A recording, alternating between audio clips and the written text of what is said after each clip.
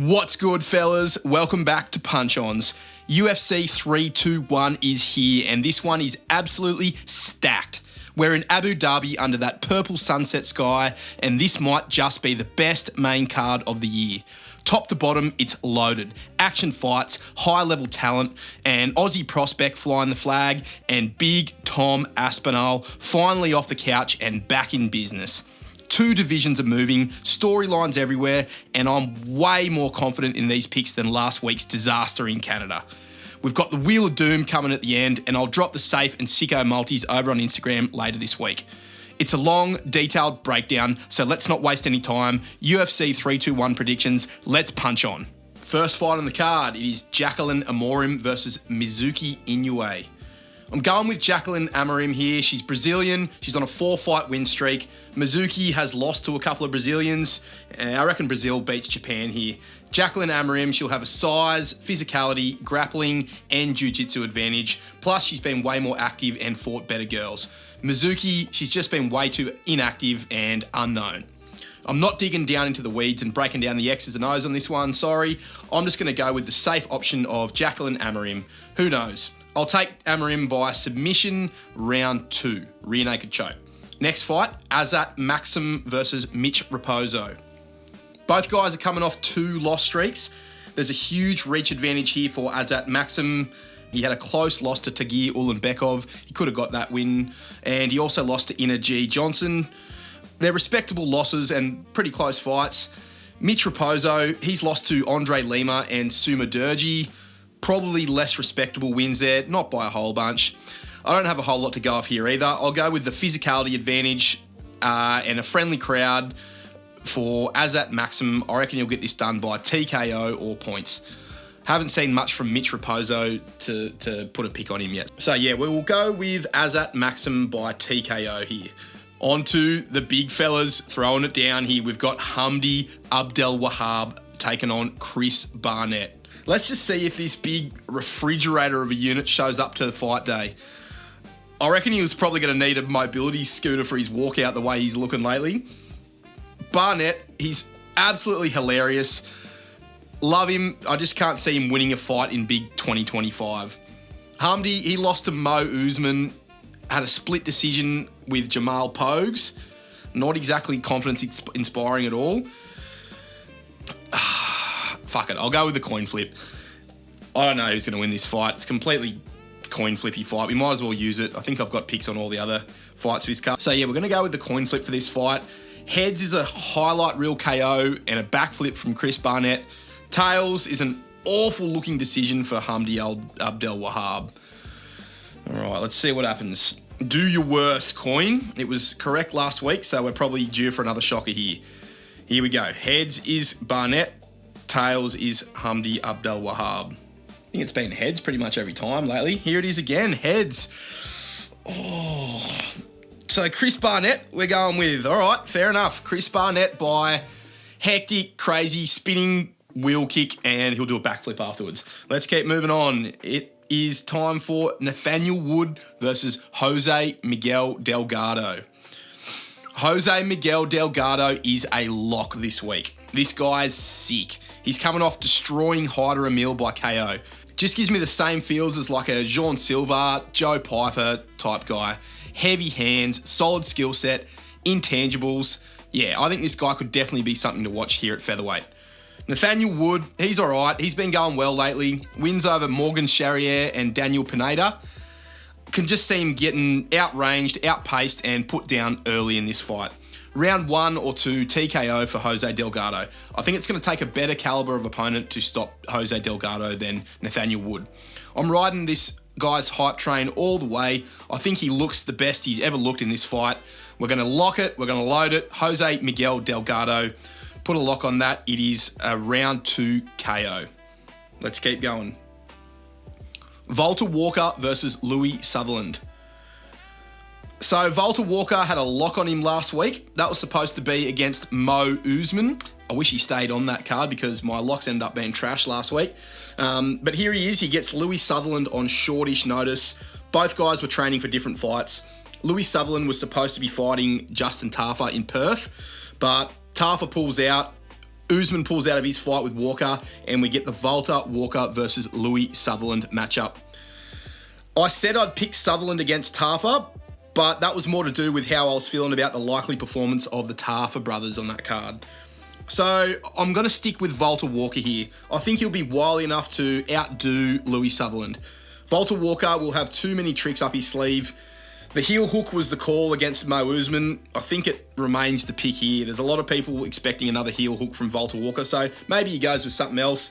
But there's no evidence otherwise to say that these lower level heavyweights have double-digit fight IQ. Walker seems to have won the lottery and understands basic year 8 maths, so he can put these guys in a toe hold or a heel hook or an arm bar if they just wave and wobble their arms and legs about. So I reckon that's what's going to happen.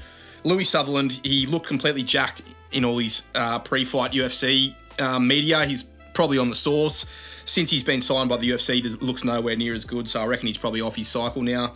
I'm just playing a character, I'm not accusing him of anything.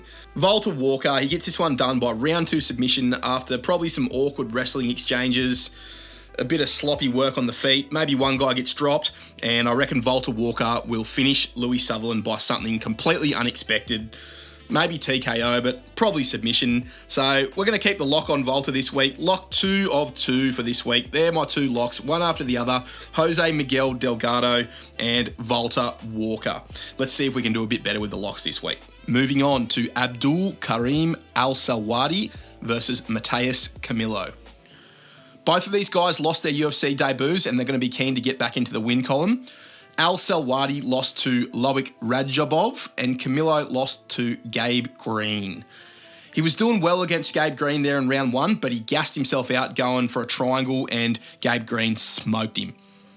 Al-Sawadi was also doing really well in his fight against Loic Radzhabov until he ate a huge right hand over the top and about 20 follow-up shots while he was out cold. Sick job there, ref. Bisping goes, great stoppage, after he literally ate 10 or more shots while he was unconscious with his head bobbling around on the canvas. So interesting one, that one. Yeah, just going off these 2 scraps alone, I think Abdul Karim Al-Sawadi will get this one done. Loic Radzhabov is juiced up to the gills, and Sawadi almost got him out of there a couple of times in that fight. I think Mateus Camilo will maybe have some success early in this fight, but as his gas tank depletes, if Al-Sawadi hasn't taken too much damage, I'd say he will start to take over the fight. I'll go with Abdul Karim Al-Sawadi by decision or maybe a round 3 TKO. Both of these guys have the potential to gas themselves out or do something dumb to lose, so I reckon I'll be staying away from the punting on this one. But yeah, we're going to go with Abdul Karim Al-Sawadi to get the win here. Up next, it's Ludovic Klein versus Mateusz Rebecki. Whoop, whoop, whoop, whoop. Banger alert. Sick fight here, boys. We love a bit of Mateusz Rebecki here at Punch Ons. Very tough fight to call this one. I think very highly of Mateusz Rebecki, but the guy is coming off career-altering damage in his past few fights. Beating Mukhtabek Oralbai is no small feat. That fight was an absolute bloodbath as well. Love that scrap. Legendary all-time bloody war. Rebecki, he's a savage, but I don't love this one for him for a few reasons. Number one, he's coming off the back of those crazy damaging fights. He got his face mashed up by Chris Duncan in his last fight. A real bad beating that was. 2 and a bit months ago, I might add. Before that, he had a crazy war with Oralbai.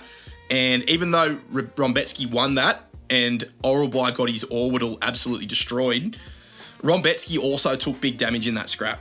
Big gashes on his eyes and cheeks and a lot of damage to the face. Lost a lot of blood and was punched in the face about 300 times. He had another bad beatdown from Diego Ferreira before that as well. So his last 3 fights have been extremely damaging, and it's all been in the last 18 months. I don't know what he's thinking jumping back into the octagon a couple of months after getting run through the meat grinder by Chris Duncan. Very interesting decision-making there by Rebecki. But you know what? I'm all for it. Get these guys in there twice as often and double the performance bonuses and let them have at it. Ludovic Klein, while not known to be a huge damage guy who destroys his opponents, he's pretty good. Hasn't really beaten that many big names. Like, he's won in the UFC against Shane Young, who sucks. Devontae Smith, nothing special there. Mason Jones, that's a solid win, but that was before Mason Jones leveled up. Ignacio Bahamondes beat him, another good win, but we've seen Ignacio get checked lately against Fiziev. Who else did he beat? AJ Cunningham, Thiago Moises, Roosevelt Roberts. Nothing too special there. And then most recently, Ludovic Klein lost to Mateusz Gamrot by decision. Got out-grappled by Gamrot there. Maybe guys named Mateusz are his kryptonite. We'll see. If he loses this, I don't think he'll be taking another Mateusz for a while. I'm fence-sitting this one hard. I reckon if Rombetsky wasn't coming off a bunch of insane beatdowns so recently, I'd be leaning towards him. But how it sits right now for the state of this fight, I think I'm going to go with Ludovic Klein. He's just a bit cleaner and more well-conditioned than Rombetsky. Respect to Rombetsky for taking the fight and how active and entertaining he's been, but I think he drops this one by decision to Ludovic Klein. Rombetsky can get takedowns, but very rarely does much with them. I don't think Klein is a huge submission threat either, but I believe his top game and wrestling technique is a bit superior to Rombetsky. Big reach advantage on Klein's side as well. I think he's just got everything going for him here. Even though I don't love the Gamrot loss, I think he has what it takes to dispose of Mateusz Rombetsky. I think if Klein gets out there and takes Rombetsky down within the first couple of minutes and keeps it down there, if he does that and wins round one, I think he'll just rinse and repeat. So we either get a crazy, sick, back and forth war here if Rombetsky gets to fight his style of fight, or Ludovic Klein forces the fight into his own wheelhouse and wins by dominant decision. I'm going to go with the latter. I think Klein wins this one by decision. So yeah, we're going to go with Ludovic Klein tentatively, but looking forward to it. Ikram Aliskerov versus Jun Yong Park. Aliskerov has looked unstoppable outside of his humbling loss to Robert Whittaker. It's a strange one, that one. Obviously, it's Bobby Knuckles. He's a fucking legend at middleweight. But Ikram got taken out bad by Whittaker. And who have we seen Whittaker do that to lately? Outside of Ikram, the last guy that Whittaker knocked out was Jacare Souza back in 2017. So that's not the best look for Ikram there. I do think he's a solid fighter, seems a bit blocky and slow, and doesn't have the same level of insane wrestling pressure as some of the other Dagestani guys. I do think he has what he needs to take care of the Iron Turtle though. Jun Yong Park is a pretty sick fighter too. He's coming off a couple of decent wins over Ismail Nurdiev and Brad Tavares, but he lost to Andre Muniz before that, which I'm not a big fan of. If I was going off which fighter I want to win, well, I'm probably riding with the Iron Turtle. Sadly, this is one of those ones where the inevitable outcome is the Iron Turtle going back into his shell. Ikram is going to turn him into turtle soup in round 2 or 3 by TKO. The Turtle's chin is pretty decent, so he could also make it the distance, and that could make things interesting. It'll be interesting to see how Ikram handles the later rounds of this fight if it gets there, because all 4 of his fights in the UFC have ended in round 1 by TKO, and he also had a round 1 submission win on the Contender Series too. So, look, we've got those couple of asterisks in Ikram's career. He got knocked out by Bobby Knuckles bad, and he lost to Hamzat way back on the amateur scene, I believe, by knockout too. So he's not invincible, Ikram, but yeah, I think he gets this one done. It will be very interesting to see how Ikram goes if the Iron Turtle makes it through round 1, which I think he will. Maybe we see a world where the Turtle shells up and takes a bit of a beating in rounds 1 and 2, but rallies to win in round 3. But I think we're going to see a TKO here for Ikram. Not too sure of the round, but I think that's going to be the outcome. Ikram Aliskerov by TKO, possibly decision. Yeah, Ikram's still on the up, and I think he's going to be ranked very soon. So Ikram will get this one done. Nasrat Hakparast versus Quillan Salkild. Brother, another tough fight to pick here. Nasrat Hakparast is on a pretty epic little run at the moment at lightweight. John McDessie, Landon Quinones, Jamie Malarkey, Jared Gordon, Esteban Ribovic, who I'm a big fan of. Couple of close calls and split decisions in there, though. A really close call against Esteban Ribovic. Definitely could have gone either way, that fight, and I think maybe the Jared Gordon fight was close as well. Split decision, yeah. Quillan Salkild, obviously a fucking Aussie, mate. I've been keeping a close eye on this fella. Bit of a mad dog. He's been getting noticed in the Australian scene, and he's a great late notice addition to this card. This is a pretty sick fight. Quillan got to the UFC from the Contender Series too. He beat Gage Young on there, who's pretty decent, and he's found his own way to the UFC as well. Since then, he's been taking out minorities, knocking out the bloody Benchod and Jubilee, and earlier this year, he beat Yanal Ashmouz by decision. So these guys, decent opponents, nothing crazy. I think Quillan Salkild's definitely taken on his toughest opponent here in Nasrat Haqparast, old mate Kelvin Gastelum's long-lost brother. Yeah, Haqparast's pretty good, man. He's always in close, entertaining fights, and he's always in the mix. And while I don't agree with all his wins, he's always doing enough to make it difficult for the judges and make it close. I reckon he's going to bring out the best in Quillan Salkild here. There's a fair bit of hype on this guy. Let's hope it's justified. He's Aussie, he's got an entertaining style. Both guys have been pretty active. Should be a pretty sick fight. I'm feeling a crazy breakout performance from Quillan Salkild here. I'll take him by late rounds TKO with something sick like a flying knee or a spinning elbow. Haqparast maybe wins early, but I can see Salkild being the hungrier, more explosive fighter.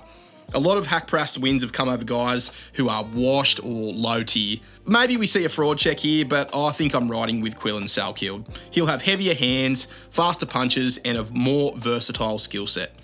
I'm expecting a big, exciting finish from Quillan, and he'll put his name in the mix at lightweight.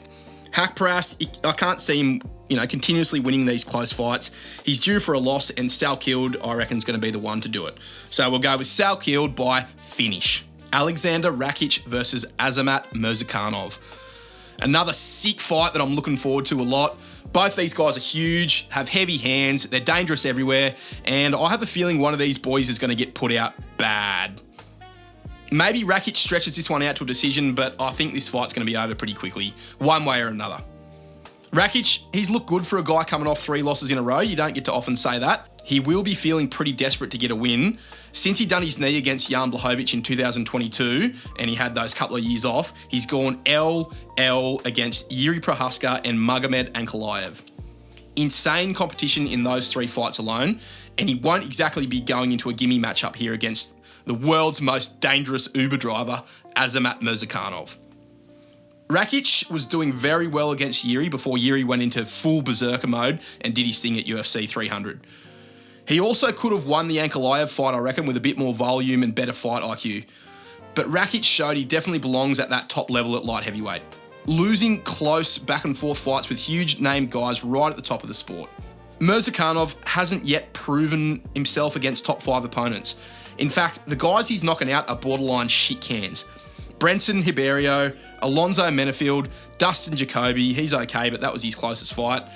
Devin Clark, Tafon and Chukwi, none of these guys are anywhere near the level of a Yuri Prohaska or a Magomed Ankalaev.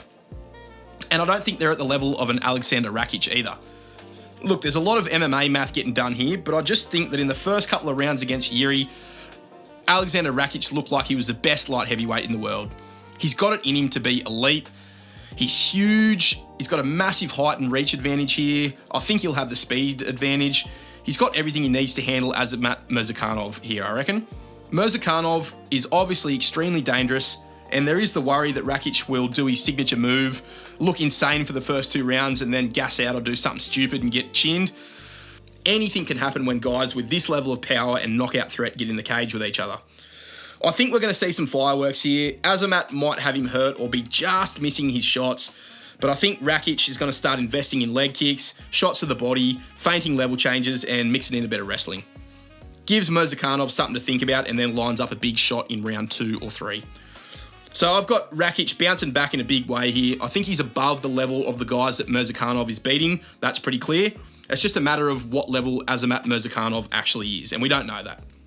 Even though he's a terrifying dude, and it wouldn't shock me in the slightest if he sparks Rakic out or breaks him, but I think Rakic will be smart and savvy enough on the feet to avoid Azamat's big shots.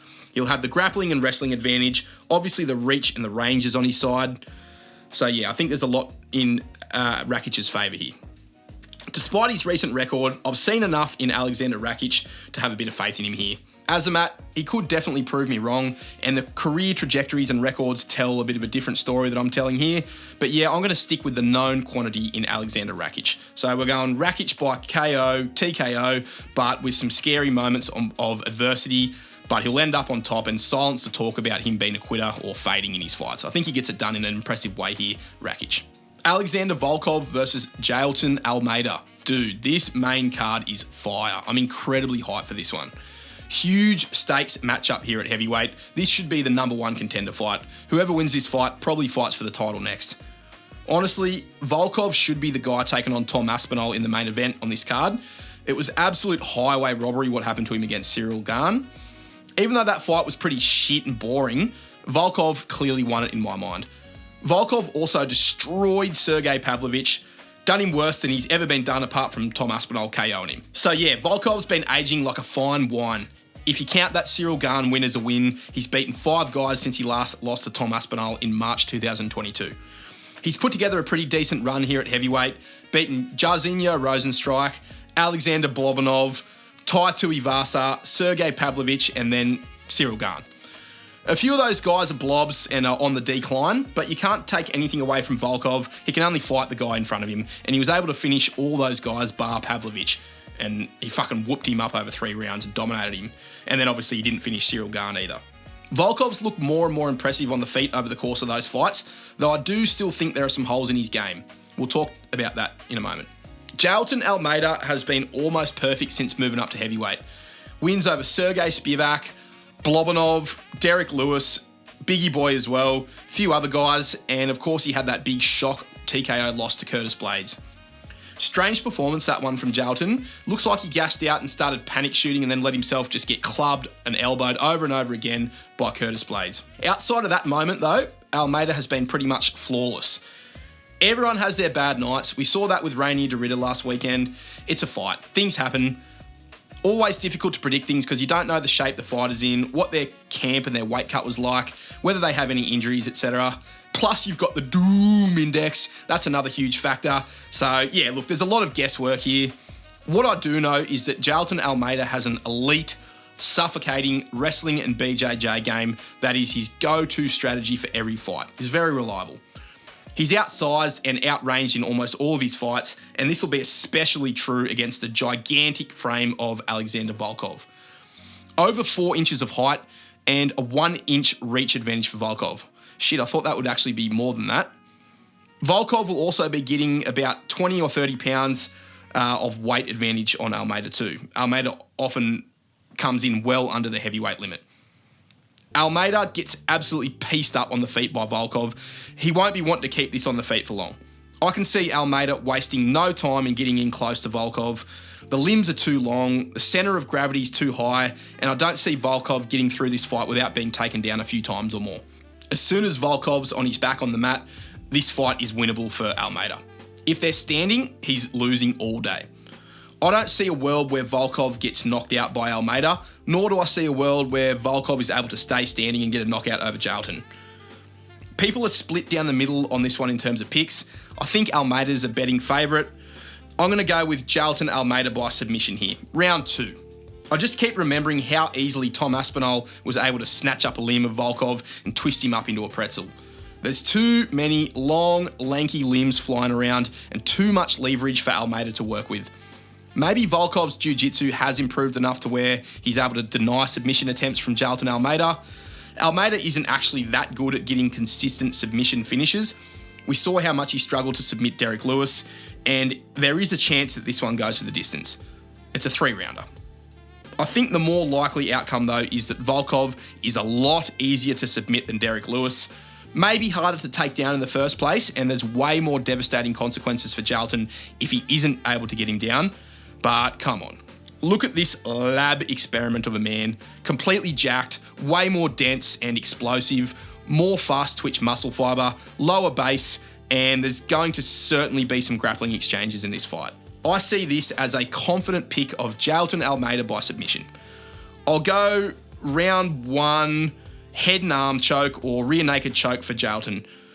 Maybe a limb submission though too, like a Kimura or a straight arm lock as well. We know that Volkov's vulnerable to those. I have been wrong about Jailton Almeida before though, but I do think he's a bad style matchup here for Volkov. Sucks for Volkov because he shouldn't even be in this fight. Should be Gane versus Almeida, Volkov versus Aspinall too. Although I reckon Volkov loses both of those anyway. I reckon Jarlton is next up for the belt. The UFC probably wants that outcome too. So I'm going to be going with Jarlton Almeida by round 1 or 2 submission. Not sure exactly what type, but I'm pretty confident that this one is a submission win for Almeida. All right, the feature fight on this card, it's a big one. It is Umar Nurmagomedov versus Mario Bautista. Another wicked fight here. Could end up being a patient tit-for-tat striking affair, but maybe not. I can see these boys both wanting to prove a point. Both are right there in the title picture at bantamweight. Both are going to want to make a statement to earn their title shot. It's good to see Umar getting a sensible matchup here. He's had a pretty wild UFC career in terms of matchmaking. He got extremely fast-tracked up the division, beat Bekzat Almakhan to get a ranking, and then beat Corey Sandhagen and got chucked in there against Merab. Thankfully, he was humbled in that fight, but he definitely looked like he belonged in there at the championship level. Go and watch my latest video about Merab if you want the full breakdown of that story and much more. Bautista is good. He's never done anything crazy, impressive or entertaining in the UFC, but he's a solid, dependable, consistently good guy. He's gotten a very bad rap from the fans. People accuse him of being a boring, anti-fun fighter. His fights are not the most entertaining, but in my opinion, it's just another one of those situations where everyone's salty that he's beaten their favourite fighters. Yeah, he's had some absolute snooze fest, especially against Jose Aldo, but hey, it takes two to tango, you know? I think his performance against Patchy Mix was pretty shit too, in hindsight, but there you go. I think we see a close fight here. Both guys are going to be hungry. They're both extremely well-rounded and technical guys. I think both guys are smart and well-coached enough to see each other's paths to victory here and be mindful of that. So they might be both very defensive too. I don't really know what to expect here. The Umar path to victory is mixing it up, shooting takedowns to disrupt Bautista's striking flow, landing investment shots, and accumulating control time as the fight goes on. Bautista is going to want to strike at range, land counters, move in and out, and keep himself standing in the centre of the octagon. I think this will be a close fight. I don't see either guy finishing the other. They both got good chins, so I reckon there's a very high chance this one goes the distance. The title fight against Merab is a fantastic learning experience for Umar. It's very rare that we see these guys from Team Khabib and Dagestan lose, and it's even rarer for them to lose 2 in a row. Bautista is a really solid fighter. He's decent everywhere, but I don't think he has any one single advantage over Umar here. Maybe his gas tank's a bit better, but we don't really know that, and it's only a 3-rounder. Merab and Bautista are 2 different animals. I've got to go with Umar, just a logical pick for me here. Proven championship caliber, more dangerous and diverse striking. He mixes in the kicks and the body shots. He's got elite grappling and control game. Knows when to mix in the takedowns. He doesn't get discouraged if they get stuffed. Knows how to chain wrestle. He'll be looking for that Dagestani handcuff up against the fence all fight long. So I think we see Umar shut Bautista down in a frustrating, suffocating performance. Probably not the most entertaining fight, but I think it'll be a clear, competitive, but easy to score 30-27 decision for Umar. Can't really see it going any other way, to be honest. I'll be shocked if Bautista finishes him. Umar, I can see him getting this done by any method. Not exactly Umar by however he wants, but Umar is a pretty confident pick here. It's win-win for me as well. We'll either get to see Umar lose and the Dagestani fan base lose their shit, or I get my pick right. So win-win. And these are the little wins we need to see here with the predictions, boys. So feeling pretty safe about this one. Umar by boring, competitive decision in a close, technical, highly skilled fight. In the co-main event, we have the vacant women's strawweight belt up for grabs. Zhang Weili has left the division, vacated the belt, gone up for the super fight against Valentina Shevchenko, and we get Virna Jandiroba versus Mackenzie Dern. Risky, but I'm going with Mackenzie Dern. Hear me out here, boys. I'm not just simping here either. Dern is actually a very solid fighter. She's had rocks and diamonds throughout her career. Some fights she'd love to have them over again, like her horrendous performance against Jessica Andrade. She's definitely been patchy lately as well. Not exactly sure why she's even getting this title shot. Well, I mean, I do know, but it's not because of her performances or her form. I'm pretty sure about that. But I've got a feeling about Mackenzie Dern here. Could be an absolute stinker of a pick, this one. I'll be staying away from betting on this one, and you probably should too. But I don't know. I'm just feeling some rumblings on this one. The index is way up on this one. I can see a stinky as robbery or a fluky pre-scripted late round submission for Mackenzie Dern here. Who do you think the UFC would prefer to have as champion? Mackenzie Dern or Vina Crazy Eyes Jandiroba? I know the preferences of the UFC shouldn't be a factor here, but I mean, come on. They are. Look at what happened with the Cyril Gane Alexander Volkov fight. If Volkov gets the decision there, the UFC is in a predicament where their number one contender was easily finished by the champ, Tom Aspinall. The UFC seems to have a very crafty way of getting what they want, and you just know they want Mackenzie Dern to win this so they can plaster her fine ass all over their upcoming event posters. It's crazy that this is one of my key pieces of logic in this prediction here, but you can't argue with the truth. The UFC wants Dern to win this. I think Jandiroba is the overall better fighter, don't get me wrong, but I'm feeling strongly about Mackenzie Dern here. Before I did my actual thinking about this fight, I was going with Vina Jandiroba. But then as I started researching, a few things started to connect. The looks disparity, definitely in favour of Mackenzie Dern. The BJJ advantage, I'd say that also goes to Dern. UFC favour, that's clearly Dern. Heart and big fight experience, Dern all the way. These two have fought before, very close fight. Definitely could have gone either way, but a very close scorecard that, what do you know, Mackenzie Dern gets. It was a decent scrap too, a long time ago, back in 2020, but they seemed pretty well matched. A lot of wild exchanges and haymakers by both on the feet, but Dern started finding a home for a jab as the rounds went on. Vina seemed not too keen to grapple and roll with Dern. I'm surprised because you'd think Jandiroba would want to have her hands all over Mackenzie Dern. Dern does have a nasty BJJ game and submissions, and I believe that's why Vina wanted to keep things on the feet. She did a great job of stuffing Dern's takedowns. Pretty sure she stuffed all of them. I don't think Mackenzie's takedowns are all that good, but she's good once she gets down there. Vina didn't want to engage with Dern on the ground when she pulled guard or after she got dropped off balance at one point, so she obviously has respect for Dern's jiu-jitsu game. Jandiroba has tighter, better straight shots and boxing in general, I think, which will definitely help her here. But Dern's a pretty solid cockroach maxer, and this being a 5-round fight also plays into her hands. Jandiroba hasn't been 5 rounds yet in her UFC career. She was booked to go 5 against Amanda Lemos last year, but it was over in round 2. Dern has had about 4 or 5 5-rounders, and she's won a couple of them. So greater big fight experience than Jandiroba. Dern's not that bad, man. She's been underrated in this fight, I reckon. Somehow she's still a slight betting favourite, but 76% of people are picking Jandiroba on Tapology. Risky one here, but I reckon Jandiroba wins the early rounds by a slim margin, and then Dern gets it done either by decision after narrowly winning the later rounds, or she snatches up a crazy fluke submission after losing the fight early. The Doom index is all the way up on this one, but I somehow see Dern getting her hands raised and the UFC getting what they want. Could be completely wrong here though. Gamble responsibly. We're going to go with Mackenzie Dern by round 5 submission. See what happens. On to the main event of the evening. The highly anticipated return of Tommy Aspinall.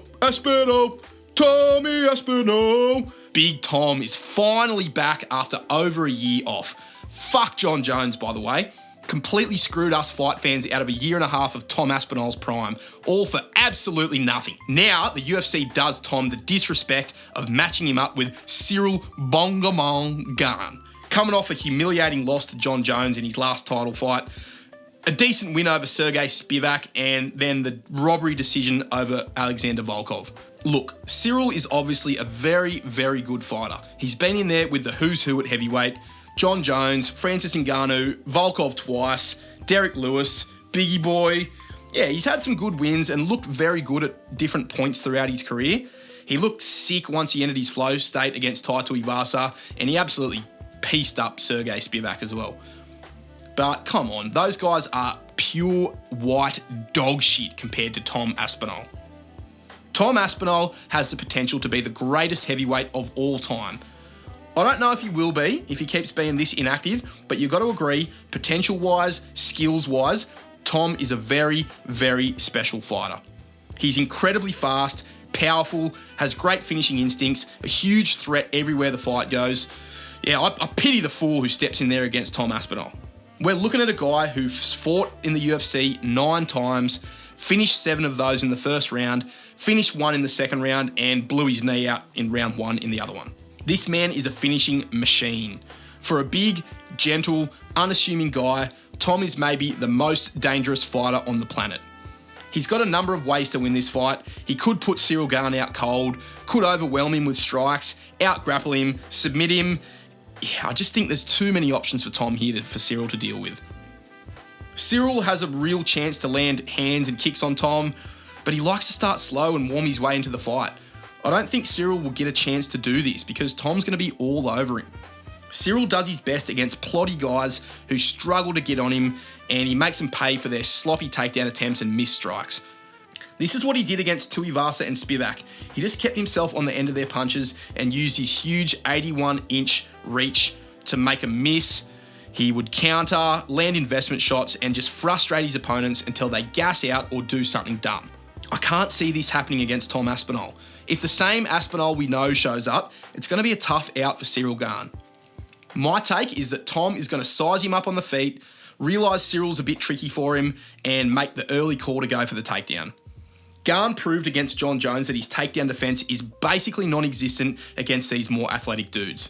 Tom, he'll set something up, shoot a double leg, and get Ciryl down cleanly. From there, it's Tom's world. Ciryl can grapple a little bit, but we know he makes poor choices on the ground. He goes for ineffective techniques like heel hooks and toe holds, and he loses positions. I see this being very similar to how Tom got done with Alexander Volkov. Bit of even striking and tit for tat on the feet.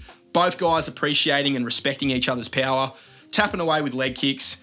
Tom throwing some more damaging and purposeful kicks, and Ciryl staying timid on the outside.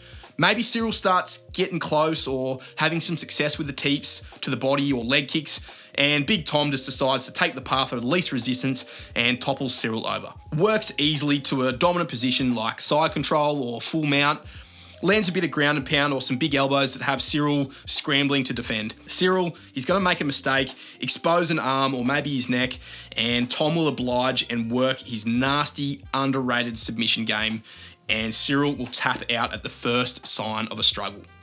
Ever since this fight got announced, I've just been picturing a very similar submission to the one that Tom got against Alexander Volkov. Just an easy, straight arm lock or a Kimura or something like that that has Ciryl tapping quickly. Big Tom, he's a confident pick this week. Who knows? I hope the main event curse or the Wheel of Doom doesn't do something crazy to this one. Fuck, I don't know how I'll feel if Ciryl Gane gets the belt off Tom Aspinall. I reckon MMA Guru is going to cry. It might actually be pretty entertaining to see how they all handle it, but yeah, pretty confident that we end the main event curse this weekend. So Tom Aspinall by submission, round 1. I think this one's going to be over quickly. It definitely won't need the championship rounds.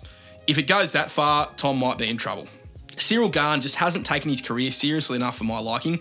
Not sure what Tom's been up to here either. I know Jon Jones in the UFC did him dirty, but I reckon he's probably been enjoying the free money and legacy for the last year or so as well. So I hope he's been in the gym and he hasn't just let the fame go to his head, but I don't think that's the case. Tom, from what I can gather, seems to be a pretty humble, professional and solid guy. Ciryl seems way more flaky and non-committal about his career to me. So, for all these reasons, I can't go any other way than a round 1 submission for Big Tom, and we finally see the heavyweight strap move on from the bullshit, cooked, completely cursed last few years with the whole Francis Ngannou, Jon Jones, Stipe Miocic, Tom Aspinall debacle. Tommy Aspinall for the win. Let's go, Tom. So yeah, here are the final picks. We're going Jacqueline Amorim, Azat Maxim, Chris Barnett for some reason. We're locking in Jose Miguel Delgado. We're locking in Volta Walker. There's your 2 locks of the week. Go get that free money. Abdul Karim Al-Selwadi, Ludovic Klein, Ikram Alaskarov, and Quillan Salkild to round off the prelims. Main card, we're going Alexander Rakic, Jailton Almeida, Umar Nurmagomedov, Mackenzie Dern, and Big Tom Aspinall. Sick names on this card. Cannot wait for it. Going to be an awesome night. Hope you enjoyed the picks. All right, coming at you with a new idea for the Wheel of Doom. I can't even control this thing. It just does whatever it wants, but we're going to see if it can spin me up some chaos this week. So 2 wheels. The first wheel's got all the different fights on it. Second wheel's just got all the outcomes. So if the wheel matches up the fight with the outcome and we call it, hey, we got something special here. So let's see what fight's going to be mixing it up with the Wheel of Doom this week. Oh no, poor Rakic. Rakic versus Mirzakhanov is the target. Let's see what they're going to do.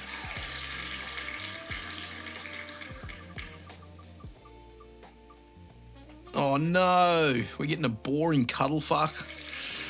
Oh, I wouldn't have expected that, but hey, I did say that there's a potential here of Rakic slowing this one down and grappling him a bit. So don't be surprised if Alexander Rakic turns this one into a boring cuddle fuck decision and we all walk away shaking our heads from this one. The wheel has spoken.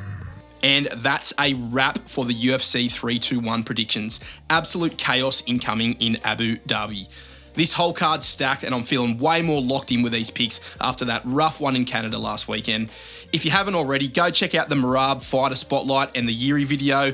Both are still cooking hard on the channel. Drop a like, sub, and keep an eye on my Instagram at Punch Ons MMA for the safe and sicko multis.